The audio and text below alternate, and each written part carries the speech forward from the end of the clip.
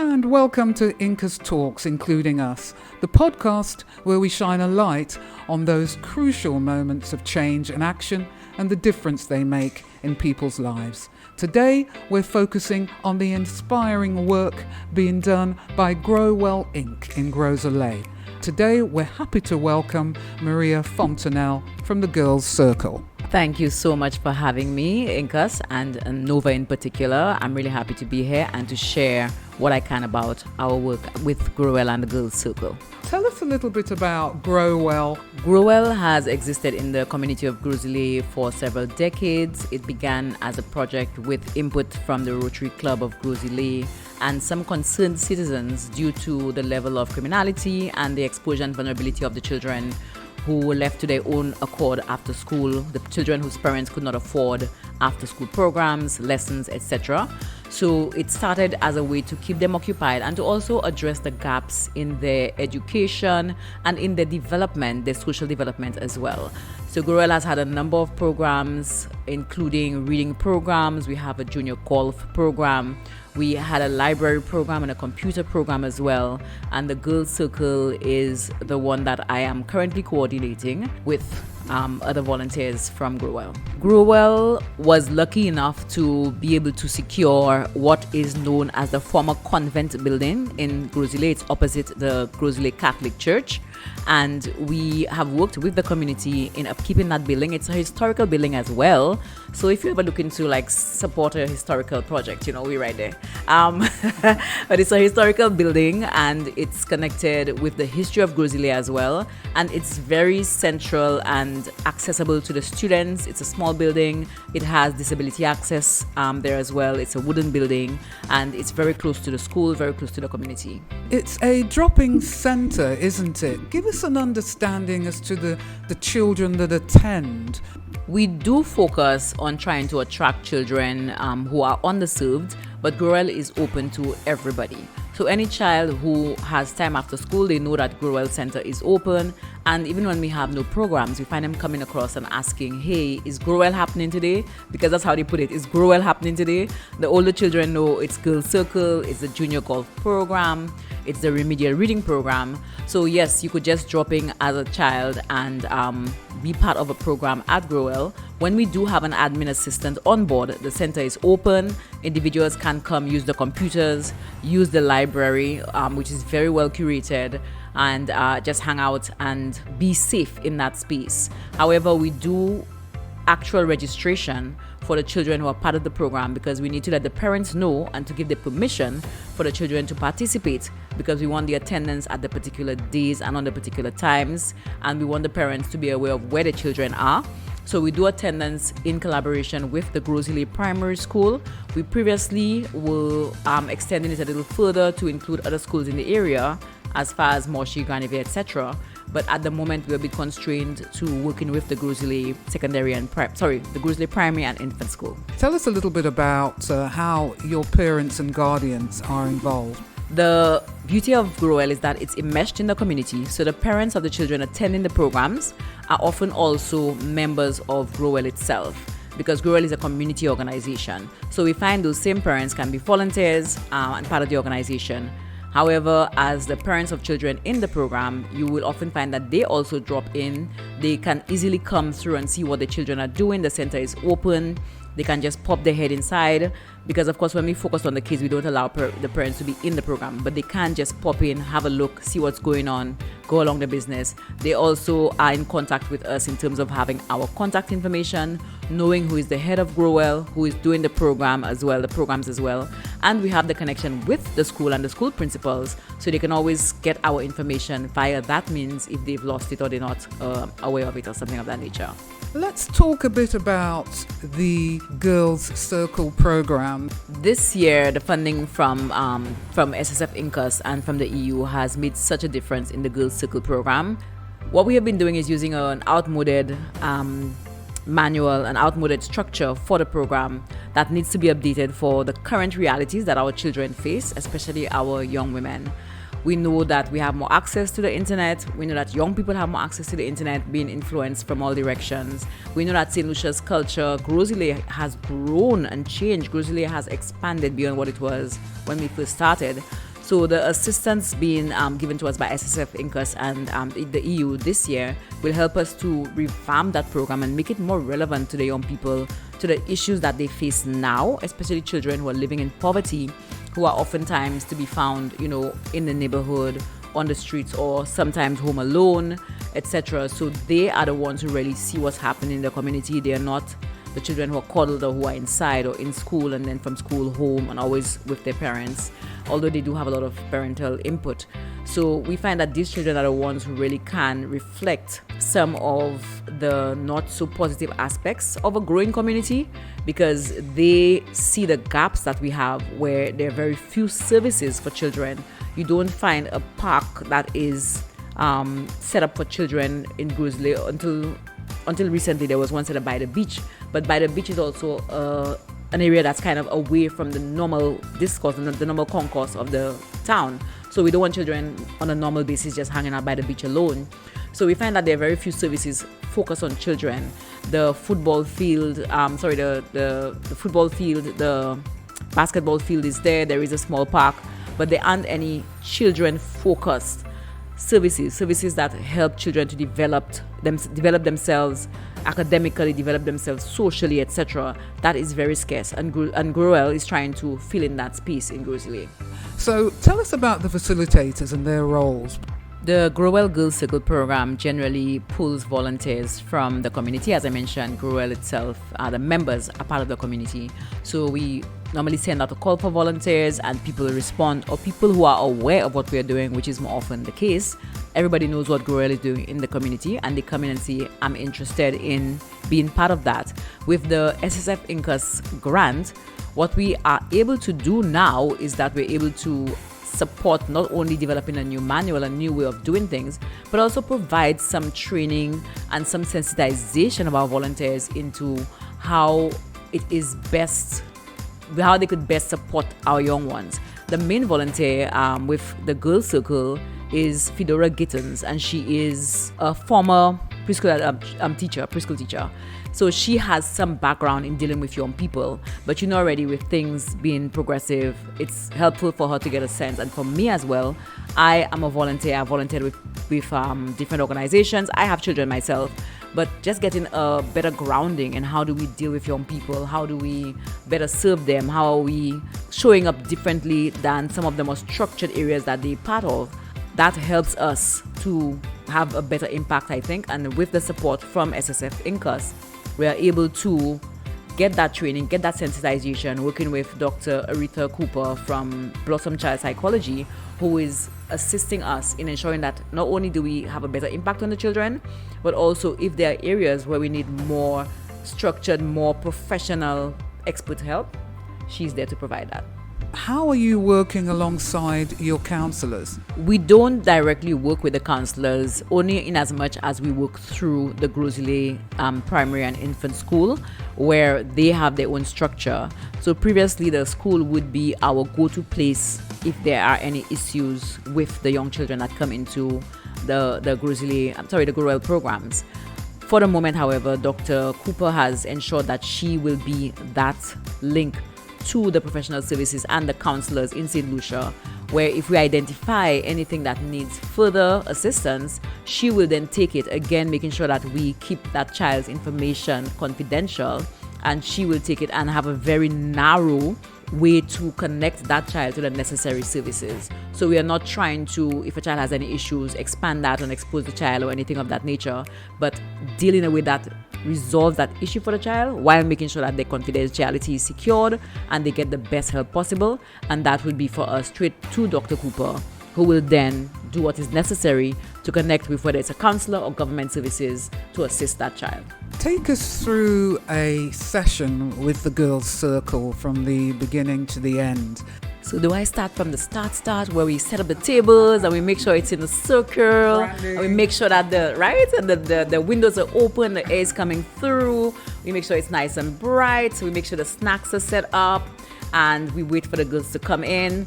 And while we are here, we hear the voices, and you know how they little chat, they come in, they're walking, and normally they're in a very good mood, and they come in and have a seat, put their bags away, and we wait for any stragglers. And we always say one of the rules of Girls Circle is be on time. So we start on time, and the stragglers will come in as they can, but generally the girls are all on time. We sit and we do roll call to know who's present and who's not. And then we start with our opening ceremony, and that would be just, normally it's a prayer, but it doesn't have to be a prayer. It could be anything that the girls would like, and the girls decide. So on different days, we select a different girl, or we ask for a volunteer rather. One of the girls, often they rush and like, I want to do it. And we select one, whoever puts their hand up first, and we hold hands in a circle. So the circle is officially formed, and they say a few words to open us, usually some kind of blessing. And then we sit, we introduce just kind of a vibe check. How is everybody doing? We sometimes use smiley faces or different kind of visuals to ask, where are you today? Are you very happy? Are you feeling a little overwhelmed? Are you feeling a little meh? And, kind of identify with a smiley face where you're at. And then we bring out their journals, which is an important part of the program because the journals help them to express their feelings. But we don't normally open it immediately. We introduce the theme and we ask them, for example, if the theme is friendship. Oh, we're talking about friendships today. What do you consider to be a friend? How do you identify a friend? What are some of your friendships that are important to you? And we hand it over to the girls. We have something called a talking stick. One of the rules is that when you have the talking stick, you speak. When you don't have the talking stick, you're quiet and respectful and let somebody else speak. So it's a way of helping them to control that kind of urge to always, talk over somebody. We still, in the early days, it's more difficult, but later on, they very, very much are into, you don't have the talking stick, don't speak. When you have the talking stick, you make your contribution. And we let them lead. We do a few prompts. We prompt them with questions to go deeper, but we don't direct them. We don't tell them what to think, how to feel. We validate their feelings where necessary. If another girl disagrees, we ask, why do you disagree with her? What do you think about that? If they agree, we say, why do you agree? And we let them kind of think through the issues that they have raised and think through how they deal with things right now, how they could improve on how they deal with things. But we always try to not tell them what to think or what to feel. We let them talk to each other and come through, that process of just thinking about the way they deal with issues. At the end of that, we encourage them to write in the journal. So they discuss back and forth, etc. And then they write in the journals a little reflection about it. And they close the journals when the time is up. We don't look at the journals or read it unless they ask us to. We may sometimes ask them to, hey, would anybody like to share? If you don't want to share, that's fine. We're not forcing anybody. It's very much about what you feel like. If you want to, you have a right to speak or not, or share or not. Then we close the journals. We do a little, again, they always want to talk, so we sometimes have a little reflection. And then we get up, hold hands again, form the circle, get a volunteer to do the little closing blessing, as it were. And then everybody gets a little snack and everybody goes home. Normally parents are waiting outside, or the big sister, or the auntie waiting to take them home, or some of them go home together holding hands, and sometimes they give you a little hug because they in the moment and they feel like it. But sometimes just, bye auntie, bye miss, and they go off, and we left to dismantle the circle until next time. Wow, it sounds like a very structured, organized, disciplined, actually, session, which is wonderful. And it sounds also as if you've got a very relaxing vibe.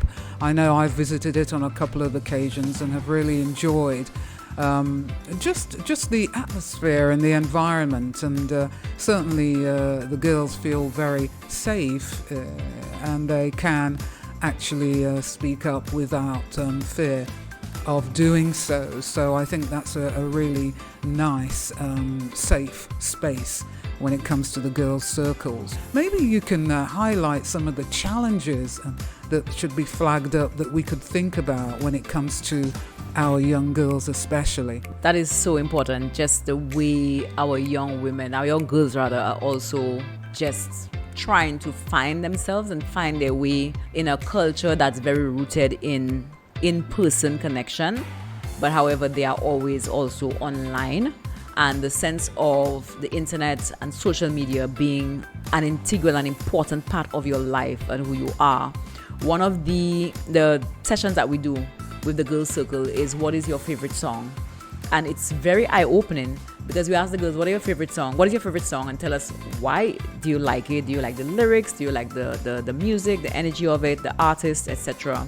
Did your mother, your father introduce you to it? And it's very telling because you find the music they listen to over the years, you see the difference in how it's located locally or located in other countries as well. So one of the areas that we're working with Dr. Cooper to revise is how do we encourage them to situate themselves more in the local context, because we appreciate that you have international exposure and you could love anything you love, but how do we also incorporate that local context of what really reflects you as a St. Lucian?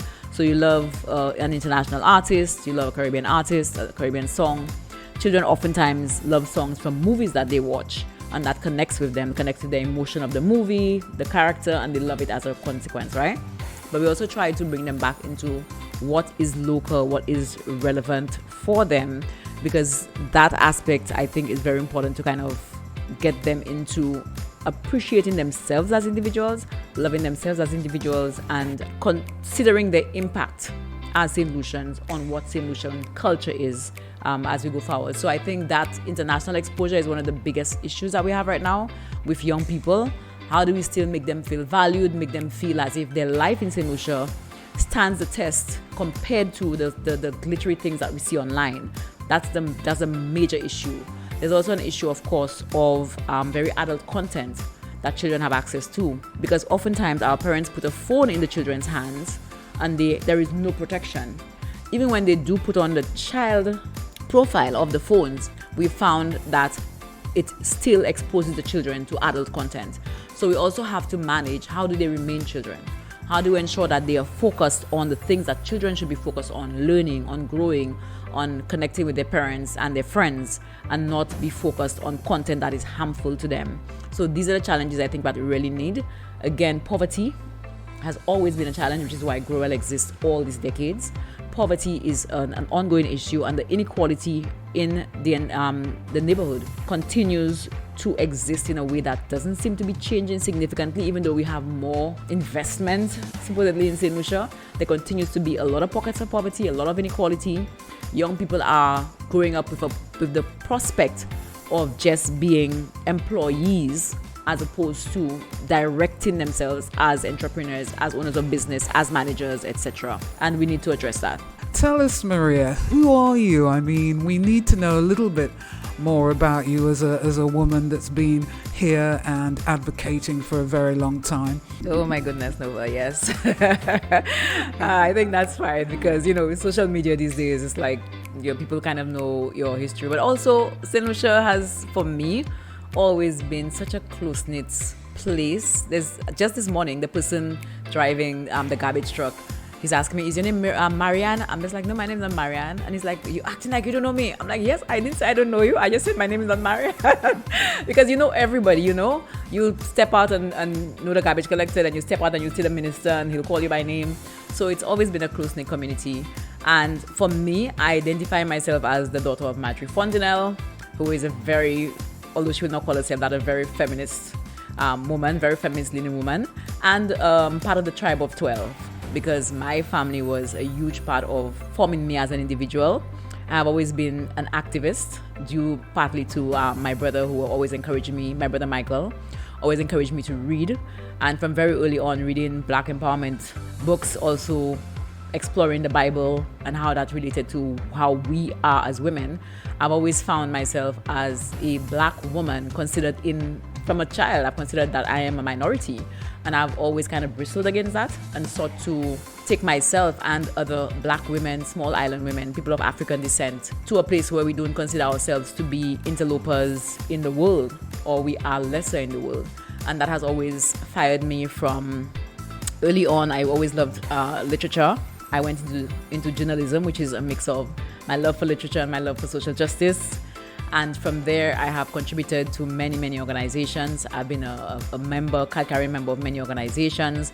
I've also been on the board of everything from Archaeological Society, to youth organizations, women organizations. And I am a member of Growell. I'm a member of the National Trust. And what am I missing? Yes, CYEN. I'm a member of CYEN as well. I co-founded the Eastern Caribbean Alliance for Diversity and Equality, which is a regional organization working on behalf of the LGBTQI community. I also co-founded 758 Pride. I'm a founding member of an organization called Where Ladies Talk, which is a digitally based organization that helps women in need and just brings women together. So my work, I wouldn't even say work, just my engagement with community is very wide-ranging, and I try to support where I can. It sounds as if there's no stopping Maria Fontenelle. I think that is a great ending. I think what we're going to have to do is to invite Maria back so that she can talk a little bit more about all of the things she's doing outside of her community empowerment work. But what an amazing achievement and an empowering woman. We're delighted to have had her here today to just talk to us a little bit about her community program and the Girls Circle. Maria, thank you very much indeed for taking the time to talk to INCUS Talks.